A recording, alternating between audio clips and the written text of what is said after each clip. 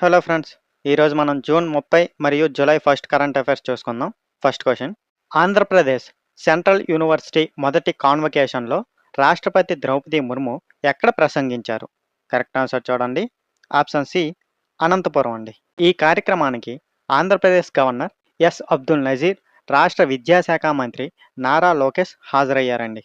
తన ప్రసంగంలో రాష్ట్రపతి ద్రౌపది ముర్ము వికసిత్ భారత్ 2047 లక్ష్య సాధనలో యువత శక్తి, నిబద్ధత ఎంతో కీలకమని పేర్కొన్నారండి. విశ్వవిద్యాలయం స్థాపించబడిన తర్వాత నిర్వహించిన తొలి కాన్వకేషన్ ఇదేనండి. సో క్వశ్చన్ ఏంటంటే ఎక్కడ ఆంధ్రప్రదేశ్ ఏది సెంట్రల్ యూనివర్సిటీ మొదటి కాన్వకేషన్లో ఎవరు రాష్ట్రపతి ద్రౌపది ముర్ము ఎక్కడ ప్రసంగించారు ఇదంతా అంటే అనంతపురం అండి. అయితే ఈ కార్యక్రమంలో ఎవరు పాల్గొన్నారంటే ఆంధ్రప్రదేశ్ గవర్నర్ ఎవరండి? ఎస్ అబ్దుల్ నజీర్ మరియు రాష్ట్ర విద్యాశాఖ మంత్రి ఎవరు? నారా లోకేష్ హాజరయ్యారండి. అయితే ఈ విశ్వవిద్యాలయం స్థాపించబడిన తర్వాత నిర్వహించిన తొలి కాన్వకేషన్ ఇదేనండి. ఓకేనా? Next question. గ్రామీణాభివృద్ధి మంత్రిత్వ శాఖ ఆధ్వర్యంలో 2026 జూలై 1 నుండి దేశవ్యాప్తంగా గ్రామీణ ప్రాంతాల్లో అమలులోకి వచ్చిన మిషన్ ఏది? కరెక్ట్ ఆన్సర్ చూడండి. Option A Viksit Bharat guarantee for Rozgar and Ajeevika mission అండి. దీన్నే విబిజీ రామ్జీ అని షార్ట్గా మనం అంటాం. ఈ పథకం ద్వారా గ్రామీణ కుటుంబాలకు సంవత్సరానికి కల్పించే హామీ ఉపాధిని 100 రోజుల నుంచి 125 రోజులకు పెంచారండి. అలాగే రోజువారీ సగటు కూలీని 298.8 నుంచి 327.4కు పెంచారండి. సో క్వశ్చన్ ఏంటంటే ఏ మంత్రిత్వ శాఖ? గ్రామీణ అభివృద్ధి మంత్రిత్వ శాఖ ఆధ్వర్యంలో 2026 జూలై 1 నుండి దేశవ్యాప్తంగా గ్రామీణ ప్రాంతాల్లో అమల్లోకి వచ్చిన మిషన్ ఏది అంటే విబిజీ రామ్జీ అండి. దాని ఫుల్ ఫామ్ ఏంటి? Viksit Bharat guarantee for Rozgar and Ajeevika mission Gramin అండి. అయితే ఈ పథకం ద్వారా గ్రామీణ కుటుంబాలకు సంవత్సరానికి కల్పించే హామీ ఉపాధిని ఎన్ని రోజుల నుండి ఎంతకు పెంచారు అంటే 100 రోజుల నుంచి 125 రోజులకు పెంచారండి. అలాగే సగటు కూలీని కూడా 298.8 నుంచి 327.4కు పెంచారండి. ఓకేనా?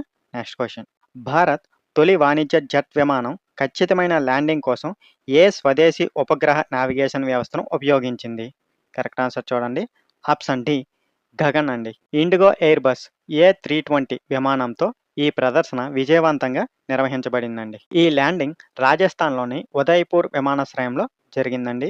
అమెరికా యొక్క WAAS, యూరోపియన్ యూనియన్ యొక్క EGNOS, జపాన్ యొక్క MSAS తర్వాత స్పేస్ బేస్డ్ ఆగ్మెంటేషన్ సిస్టమ్ అమలు చేసిన ప్రపంచంలో 4వ దేశంగా భారత్ నిలిచిందండి.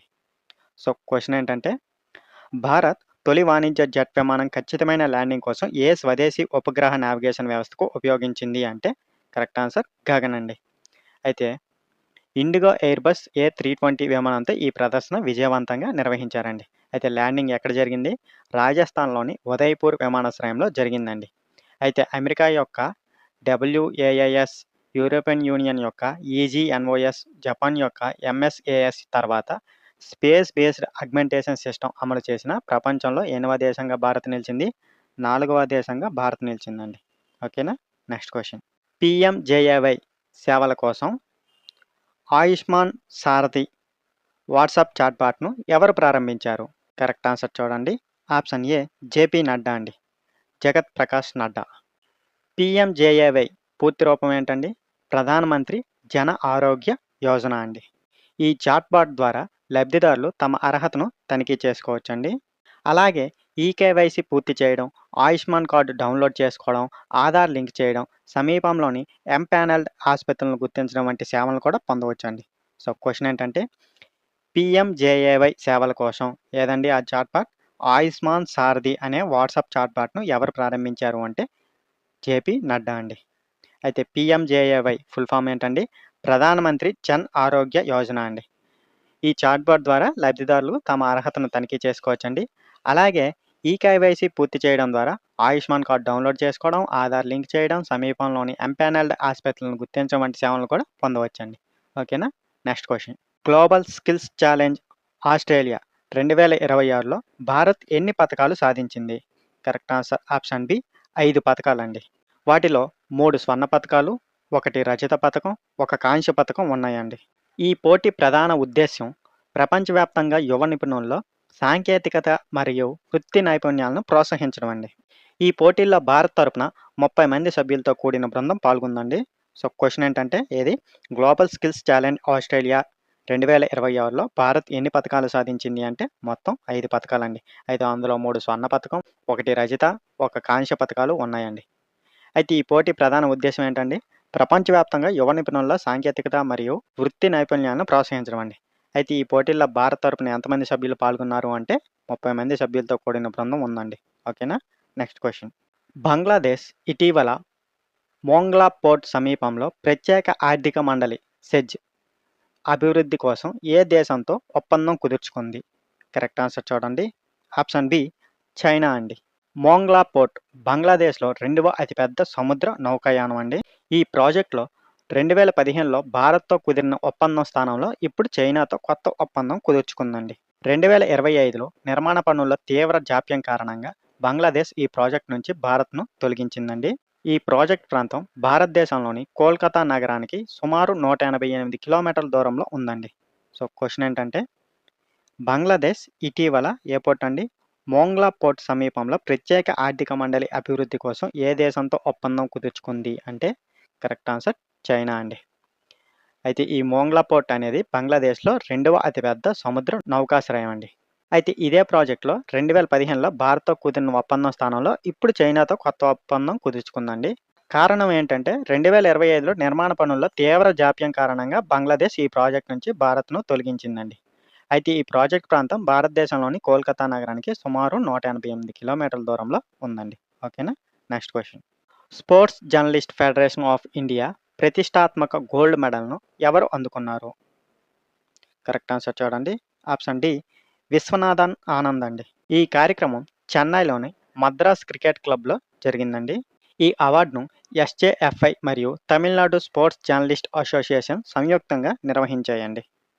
మాజీ భారత క్రికెట్ కెప్టెన్ కె శ్రీకాంత్ ఈ అవార్డును ప్రదానం చేశారండి. విశ్వనాథన్ ఆనంద్ 5 సార్లు ప్రపంచ చెస్ ఛాంపియన్గా నిలిచారండి. సో, క్వెషన్ ఏంటంటే ఏదండి? ఎస్జేఎఫ్ఐ అంటే sports journalist federation of India ప్రతిష్టాత్మక గోల్డ్ మెడల్ను ఎవరు అందుకున్నారు అంటే విశ్వనాథన్ ఆనంద్ అండి. అయితే ఎక్కడ జరిగింది ఈ కార్యక్రమం అంటే చెన్నైలోని మద్రాస్ క్రికెట్ క్లబ్లో జరిగిందండి. అయితే ఎవరు నిర్వహించారంటే ఈ అవార్డును ఎస్జేఎఫ్ఐ మరియు తమిళనాడు స్పోర్ట్స్ జర్నలిస్ట్ అసోసియేషన్ సంయుక్తంగా నిర్వహించాయండి. అయితే ఈ అవార్డుని ఎవరు ప్రదానం చేశారండి? మాజీ భారత క్రికెట్ కెప్టెన్ కె శ్రీకాంత్ ఈ అవార్డును ప్రదానం చేశారండి. అయితే విశ్వనాథ్ ఆనంద్ ఎన్నిసార్లు ప్రపంచ చెస్ ఛాంపియన్గా నిలిచారు అంటే 5 సార్లు అండి. ఓకేనా? Next question. Hurun global unicorn index ప్రకారం 61 యూనికార్న్ స్టార్టప్లతో భారత్ ప్రపంచ ర్యాంకింగ్లో ఏ స్థానంలో ఉంది? కరెక్ట్ ఆన్సర్ చూడండి. ఆప్షన్ డి 4వ స్థానం అండి. 806 యూనికార్న్లతో అమెరికా మొదటి స్థానంలో నిలిచిందండి. 381 యూనికార్న్లతో చైనా 2వ స్థానంలో ఉందండి. 70 యూనికార్న్లతో యునైటెడ్ కింగ్డమ్ భారత్ను అధిగమించి 3వ స్థానంలో నిలిచిందండి.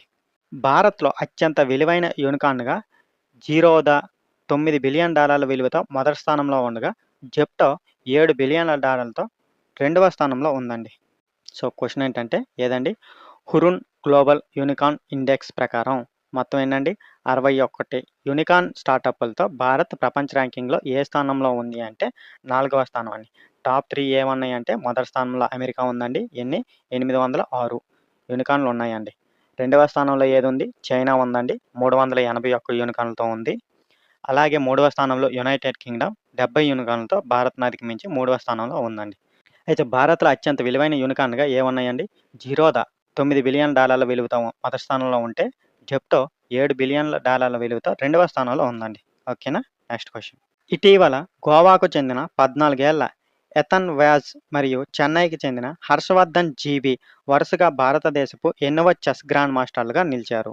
కరెక్ట్ ఆన్సర్ ఆప్షన్ బి 96 మరియు 97వ గ్రాండ్ మాస్టర్లుగా నిలిచారండి.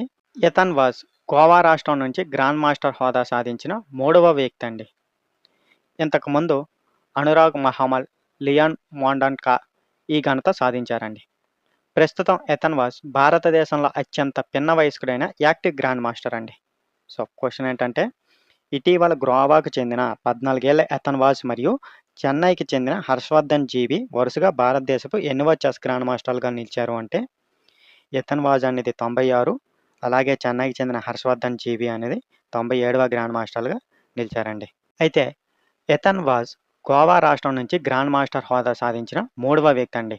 ఈ ఘనత ఇంతకుముందు అనురాగ్ మహమల్, లియోన్ మోండాన్కా సాధించారండి. అయితే ప్రస్తుతం ఎథన్ వాజ్ భారతదేశంలో అత్యంత పిన్న వయస్కుడైన యాక్టివ్ గ్రాండ్ మాస్టర్ అండి. ఓకేనా? Next question. కెనడాలో నమోదు పొందిన భారతదేశపు తొలి క్రాస్ బోర్డర్ పేమెంట్ కంపెనీ ఏది? కరెక్ట్ ఆన్సర్ చూడండి. ఆప్షన్ సి స్కైడో అండి. ఈ సంస్థను 2022లో శ్రీవత్సన్ శ్రీధర్ మరియు మోవిన్ జైన్ స్థాపించారండి. స్కైడో ప్రధాన కార్యాలయం బెంగుళూరులో ఉందండి. సో క్వెషన్ ఏంటంటే ఎక్కడ? కెనడాలో నమోదు పొందిన భారతదేశపు తొలి క్రాస్ బోర్డర్ పేమెంట్ కంపెనీ ఏది అంటే స్కైడో అండి. ఎవరు స్థాపించారండి దీన్ని? 2022లో శ్రీవత్సన్ శ్రీధర్ మరియు మోవిన్ జైన్ స్థాపించారండి. అయితే శ్రీవత్సన్ శ్రీధర్ ప్రస్తుతం సంస్థ సీఈఓగా బాధ్యతలు నిర్వహిస్తున్నారండి. స్కైడో ప్రధాన కార్యాలయం ఎక్కడుంది? బెంగుళూరులో ఉందండి. ఓకేనా? Next question. 2026 అధ్యక్ష ఎన్నికల్లో కొలంబియా అధ్యక్షుడిగా ఎవరు ఎన్నికయ్యారు? కరెక్ట్ ఆన్సర్ చూడండి. Option A Abelardo de la ఎస్ప్రియల్లా అండి. ఆయనకు ఎల్ టైగ్రే అంటే ది టైగర్ అనే మారుపేరు కూడా ఉందండి. కొలంబియా చరిత్రలో ఎలాంటి ప్రజాప్రతినిధి పదవిని గతంలో నిర్వహించకుండా నేరుగా అధ్యక్షుడిగా ఎన్నికైన తొలి వ్యక్తిగా ఆయన నిలిచారండి. ఆయన 2026 ఆగస్టు 7న పదవీ బాధ్యతలు స్వీకరించనున్నారండి. ప్రస్తుత అధ్యక్షుడు గూస్తావో పెట్రో స్థానంలో ఆయన బాధ్యతలు చేపట్టనున్నారండి. ఓకేనా? సో క్వెషన్ ఏంటంటే 2026 అధ్యక్ష ఎన్నికల్లో కొలంబియా అధ్యక్షుడిగా ఎవరు ఎన్నికయ్యారు అంటే correct answer option A Abelardo de la Espriella. అతనికి నిక్‌నేమ్ ఏంటంటే ఎల్ టైగ్రో అంటే ది టైగర్ అనే మరో పేరు కూడా ఉందండి. అయితే కొలంబియా చరిత్రలో ఎలాంటి ప్రజాప్రతినిధి పదవిని గతంలో నిర్వహించకుండా నేరుగా అధ్యక్షుడిగా ఎన్నికైన తొలి వ్యక్తిగా ఆయన నిలిచారండి. అయితే బాధ్యతలు ఎప్పుడు స్వీకరించనున్నారు అంటే 2026 ఆగస్టు 7న స్వీకరించనున్నారు. అయితే ప్రస్తుత అధ్యక్షుడు ఎవరు? గూస్తానో పెట్రో స్థానంలో ఆయన బాధ్యతలు చేపట్టనున్నారండి. ఓకేనా? Next question. ప్రత్యేక ఆర్థిక మండలి అభివృద్ధి కోసం బంగ్లాదేశ్ ఇటీవల చైనాతో ఏ పోర్టు వద్ద ఒప్పందం కుదుర్చుకుంది? కరెక్ట్ ఆన్సర్ తెలిస్తే కింద కామెంట్ రూపంలో తెలియజేయండి. ఈ వీడియో ఉపయోగపడితే లైక్ చేయండి. ఇలాంటి కరెంట్ అఫైర్స్ కోసం మా ఛానల్‌ని సబ్స్క్రైబ్ చేయండి. Thank you for watching.